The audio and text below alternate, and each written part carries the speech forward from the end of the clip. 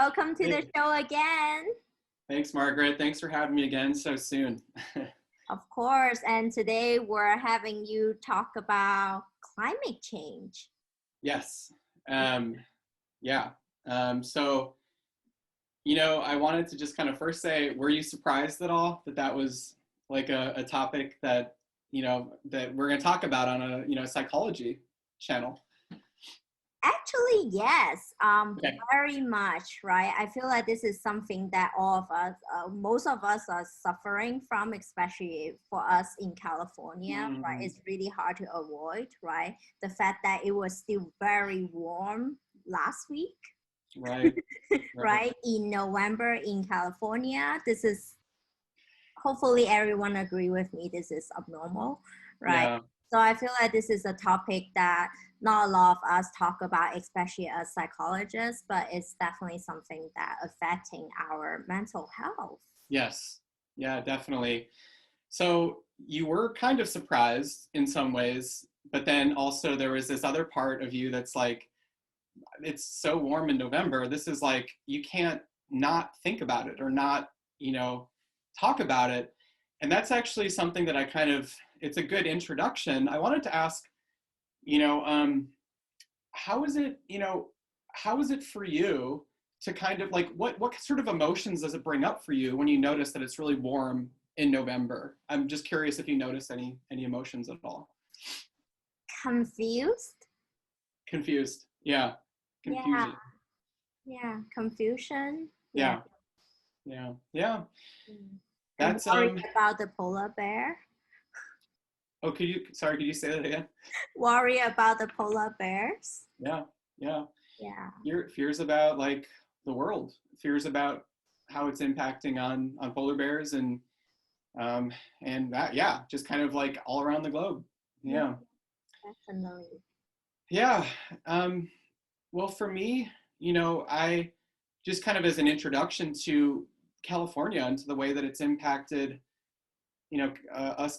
Californians. I mean, I'll be transparent that currently I'm not living in California at the moment, but like I had been you know um, for the past 7 to 8 years. And actually, my family, my wife and I and our daughter, we moved due to the pandemic. We moved out of state to get some support, childcare. But right when the fires were happening, and Mm-hmm. it was so like I had these feelings of kind of sadness and grief, to sort of be seeing what was happening in what I consider my home, the Bay Area from afar. So there was just like these powerful feelings, but there was also, um, it was weird. It kind of felt almost at sometimes like disconnected because Mm-hmm. I was not staying there. So that's it was weird. It was weird to sort of try to process. Yes. Um, Yeah. yeah, yeah. And I understand that you actually did your dissertation on this topic.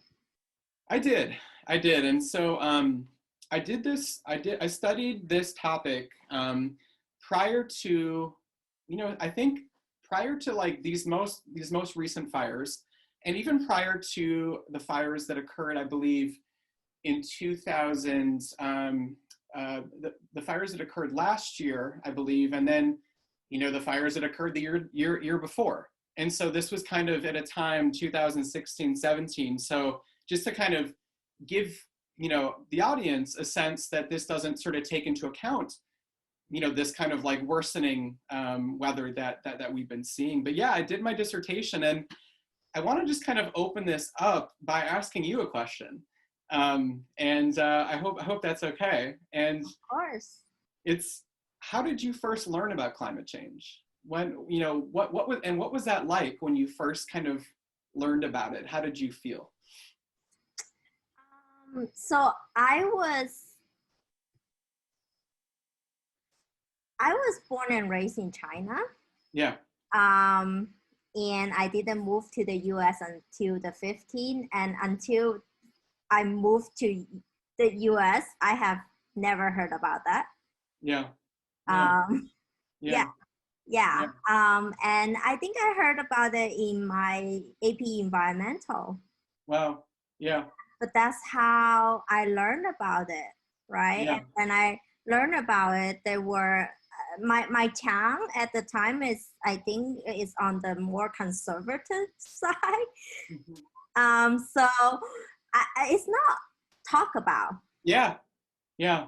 And I'm talking about how many years ago? Maybe 15 years ago, Wow. 16 years ago, right? Yeah. That is not really talk about except in my AP environmental. Wow.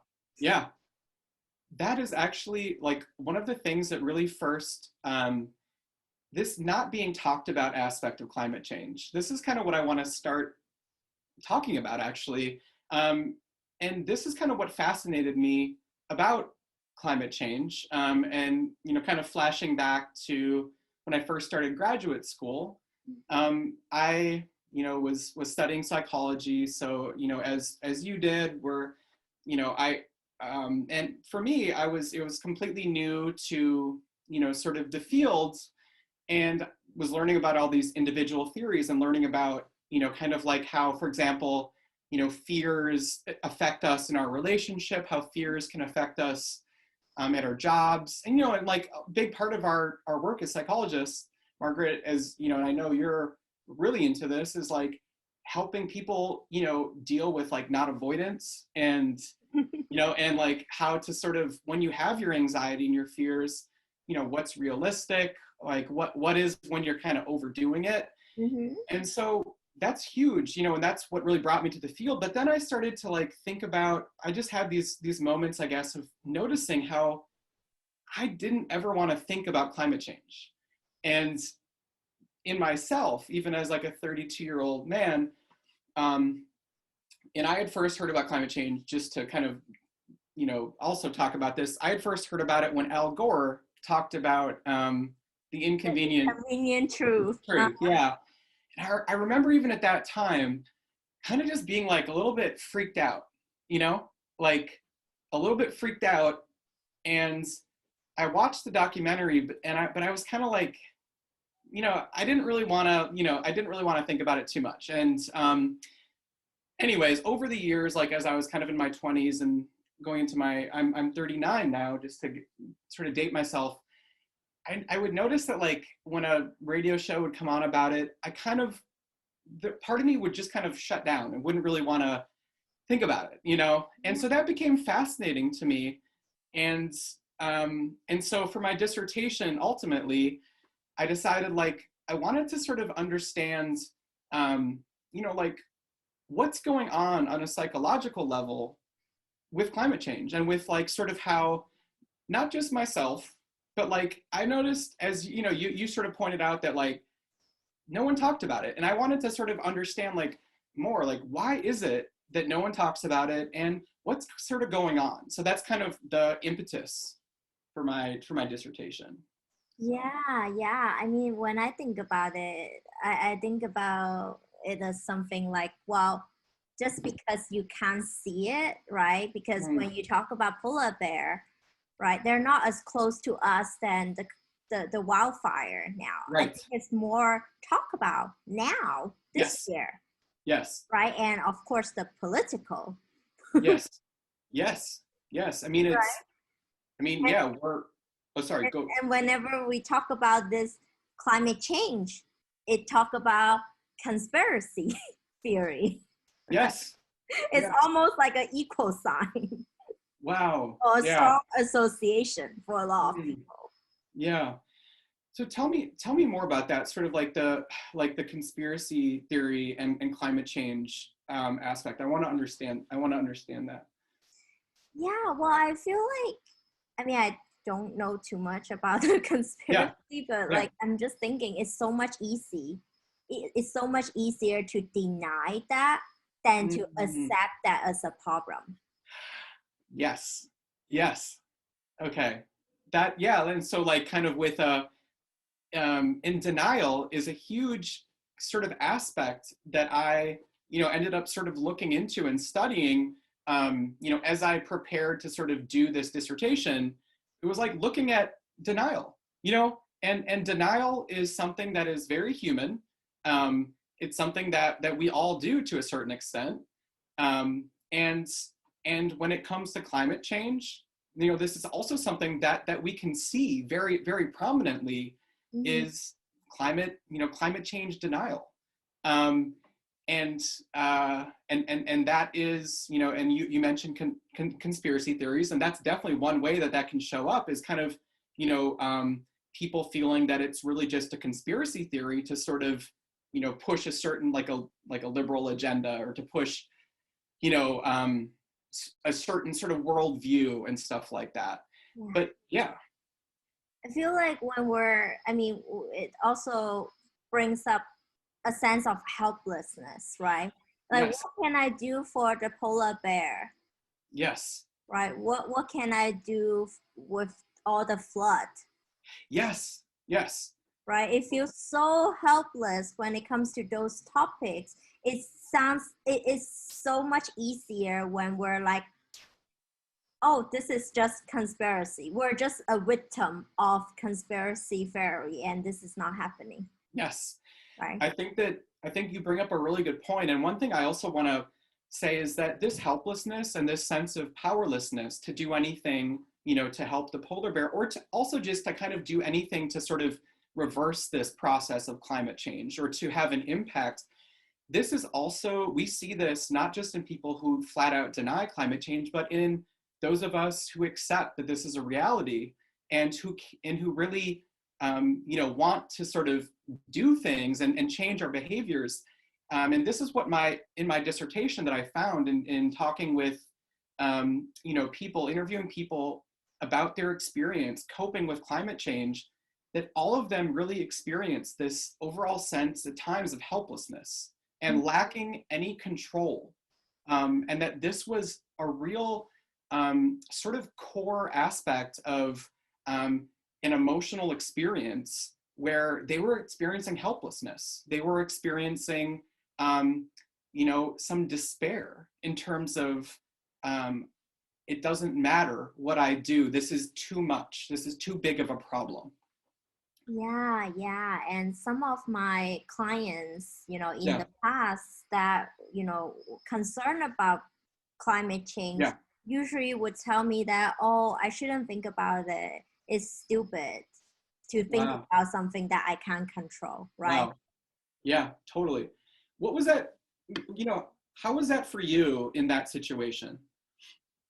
I feel like I also feel very helpless. Yes. Right. Yes. And I also want the clients to know that, no, this is not stupid. You care about something that, at the time maybe most people don't care about, but that doesn't make you stupid. That doesn't make you stupid. Wow. So Margaret, you're pointing to something, actually, this points to a really big part of my dissertation. And I want to ask, when you would sort of say to your clients, like, that isn't stupid. I also feel helpless. How would that go? How would that make them feel? It's definitely very validating for them to hear. They were actually pretty surprised to hear. Wow. That, are you saying this because you're a therapist? You're not. You're just being nice. Yeah. Right. So, then I have to kind of do the psychoeducation of, human behavior of wanting to confirm and belong. Wow. And when you're right, and when your view, when your values doesn't quite fit in with the rest of society, it doesn't make you wrong. Wow. It just means you have a different view. Yeah.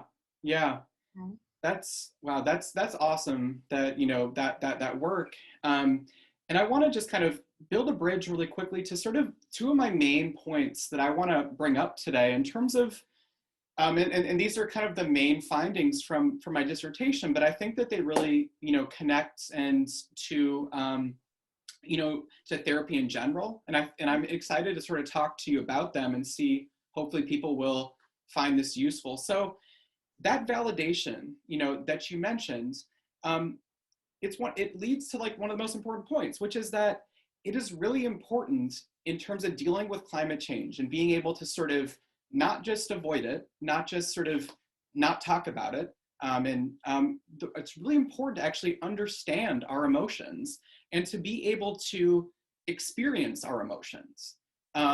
And, that's something that I think, as some of your clients have said, they think it's kind of stupid, and I think that actually from the research and from sort of, the process that I went through, is actually really important to be able to pay attention to what we're feeling. And so that's the first point. And then, and also just to kind of, one more thing about that, sometimes we even just have to acknowledge that we have an emotional experience about climate change. Many people kind of feel that, oh, it's just this thing, I feel but it's actually powerful to really just kind of realize, like, it's okay to have an emotional experience. It's actually crucial that we do have an emotional experience, and you can't really not have an emotional experience. So that's kind of the first point. The second one is that one of the most important things in terms of being able to deal with climate change and to sort of start to cope with it is to actually connect with other people and to really, not just feel like you're alone in terms of this really big kind of, phenomenon, like, the planet is warming. That's the definition of a big problem. But instead of just carrying that on our own, it's really important to be able to talk about it, to be able to share about your fears, to share about how you feel when it comes to this, to climate change.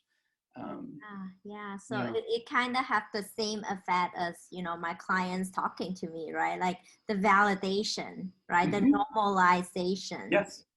Right? Yes. That you're not alone, right? There's a community out there that shares similar feeling. There is. And the interesting thing, is like going back to that kind of, that feeling that you had so many, and that kind of experience that no one's talking about it. And when I first, was doing this dissertation, 3 to 4 years ago, it wasn't talked about quite as much as now.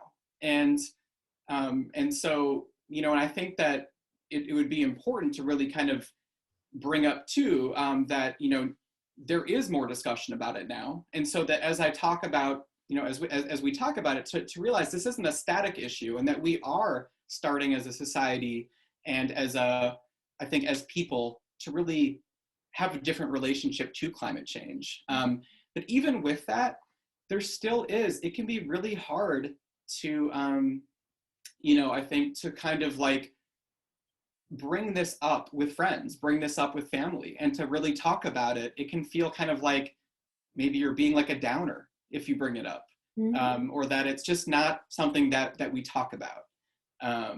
And I wonder if that's something that you've noticed.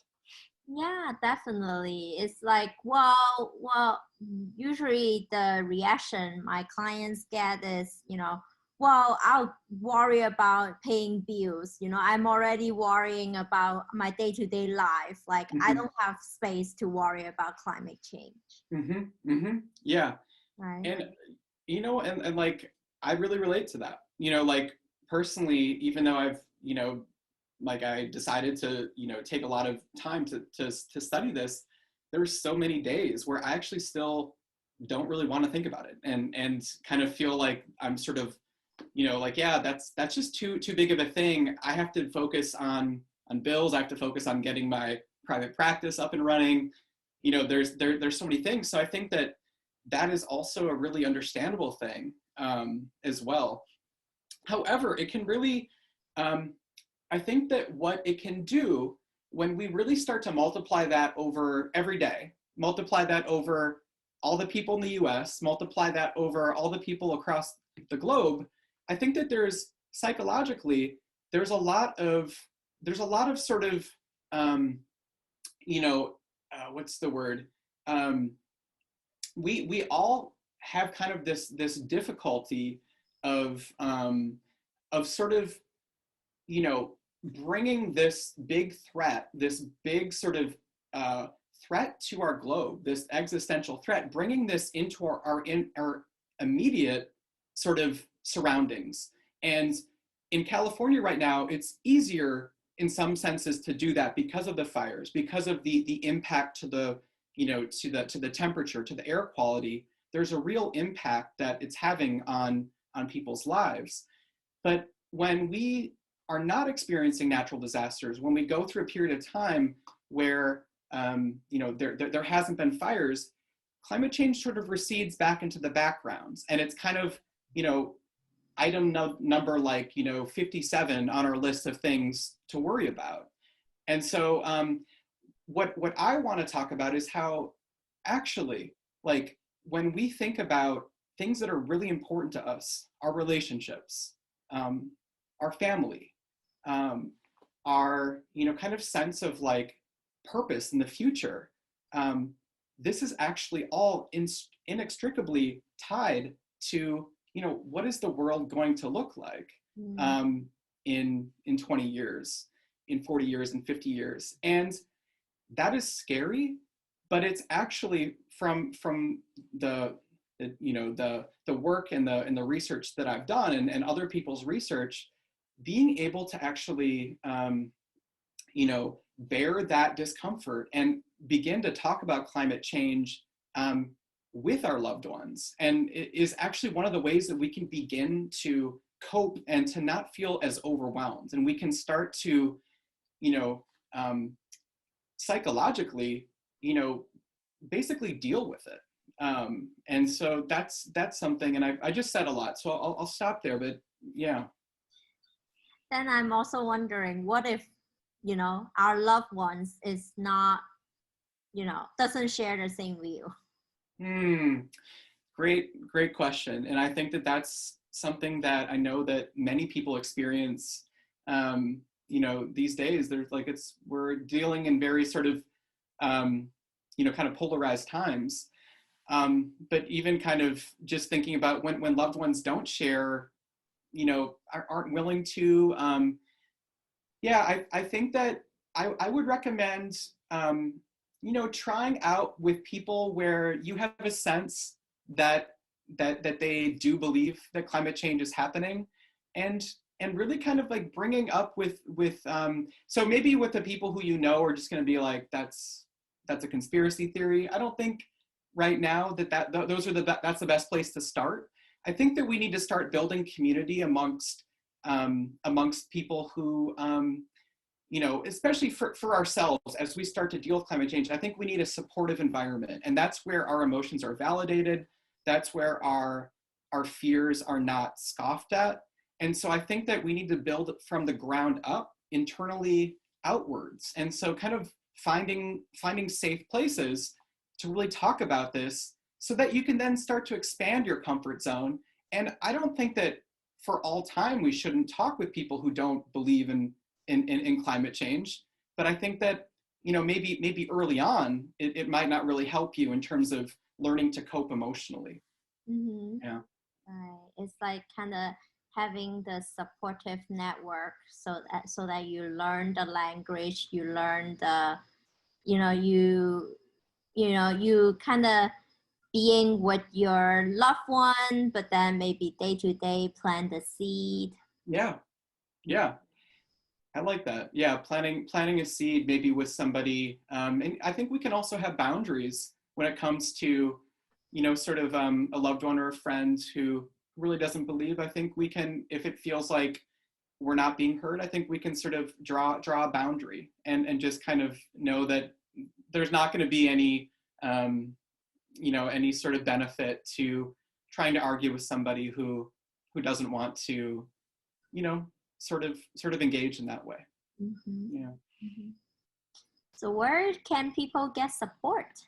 I think in terms of getting support, one thing that I would encourage is really starting off small, and being able to think about who in your friend group or who in your sort of family group is somebody that believes in climate change, and as somebody who maybe you just get the sense that these are the type of conversations they can have. They're okay having maybe uncomfortable conversations, and sort of just starting off and doing some trial runs. I think for me, this is kind of it's actually quite I love this story, but my grandpa was one of the first people that I connected with really deeply on climate change Wow. with. And you know, it's I know that this isn't the case for everybody. It doesn't need to be, but he's somebody that I knew really kind of, you know, thinks a lot about just about sort of current events, and we were able to talk about climate change, and it gave me this feeling of, you know, connection, which is again a big finding from my dissertation, how important connection is in terms of dealing with, you know, the big fears of this threat, and gave me this feeling of connection like across generations. And kind of like I felt almost this more in-depth, you know, sort of connection with him. And he also, you know, he's been through a lot in his life, grew up in the 1920s, you know, served in World War II. And so talking with him about, you know, my fears about climate change and hearing him echo back his fears as a, you know, a 90, at that time, I think 92-year-old man, I felt like, you know, just kind of that some sort of taboo had been broken, and I felt closer to him. And so that's just a story of one, you know, kind of example, but I think that it doesn't need to be some profound thing, but just trying it out with someone in your life. Is there anyone who you think might, in your life, who you think, you know, and maybe they're watching this, so it might be awkward, but like, who would you kind of think of that might be good to talk to about climate change with?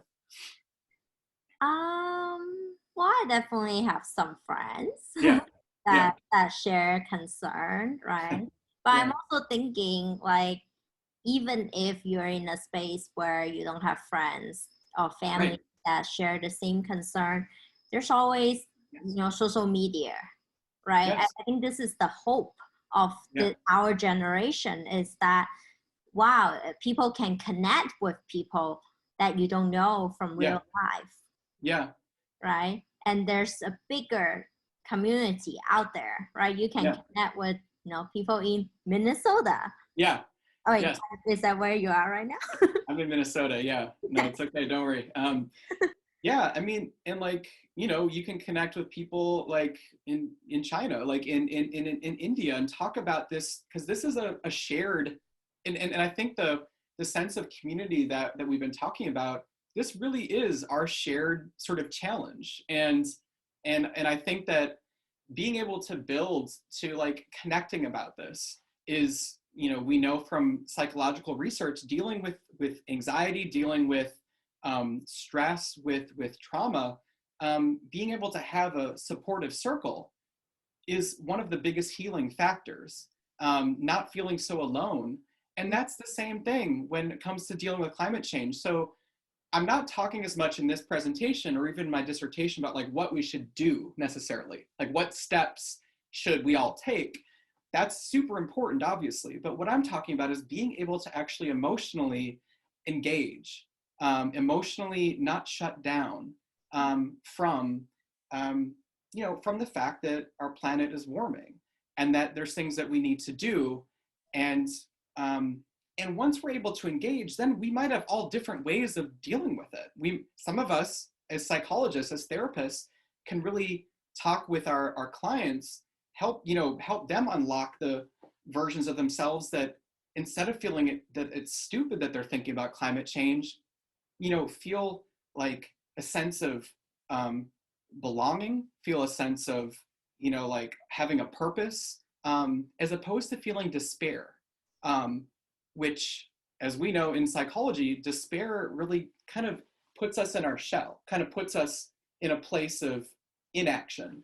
Um, the last notes that I would say is just to really start to develop I would encourage people to just kind of develop a practice of connecting when it comes to climate change. And even when it feels overwhelming, it doesn't mean that you can't take time to, you know, like you are in control of how you engage and how you think about it, but to really start to connect more when it comes to climate change with friends, with family. And, you know, I just think I think that's what I would say. So thank you again for having me.